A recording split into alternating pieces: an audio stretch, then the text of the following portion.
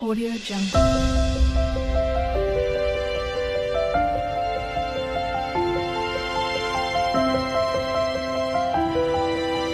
Audio Jungle. Hello friends, welcome to my channel. మీ అందరికీ ఎంతగానో నచ్చే ఎండి రొయ్యల వేపుడు ఎలా తయారు చేయాలో చూసేద్దాం.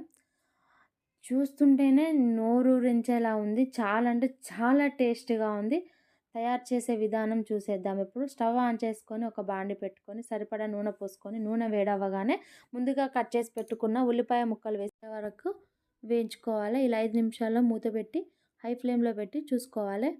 మధ్య మధ్యలో ఇలా వీడియోలో చూపించే విధంగా కలపెట్టుకోవాలి.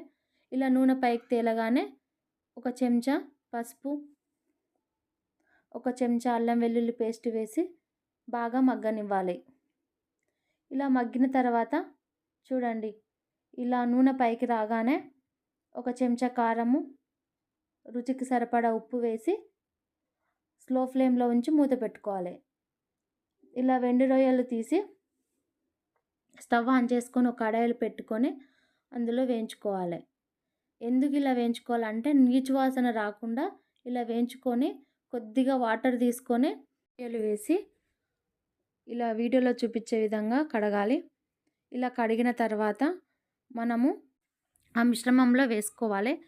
ఇలా వేసుకున్న తర్వాత ఆ మిశ్రమము ఎండు రొయ్యలకు పట్టే వరకు కలుపుకోవాలి. ఇలా కలిపిన తర్వాత 5 నిమిషాలు మూత పెట్టి హై ఫ్లేమ్లో ఉంచుకోవాలి. ఇలా మరిగిన తర్వాత ఈ మిశ్రమం అనేది బాగా వెండి రొయ్యలకు పట్టాలి. ఇలా పట్టిన తర్వాత అందులో అర చెంచా గరం మసాలా, 2 చెంచాల ధనియాల పౌడర్ వేసి కలపాలి.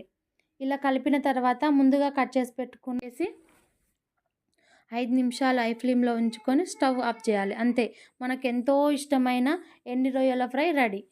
ఇది వేడివేడి అన్నంలో తింటే సూపర్ టేస్ట్గా ఉంటుంది. ఈ వీడియో అయితే మీకు నచ్చినట్లయితే లైక్ చేయండి, షేర్ చేయండి, కామెంట్ చేయండి. ప్లీజ్ సబ్స్క్రైబ్ చేయండి. Thank you for watching. Thank you so much.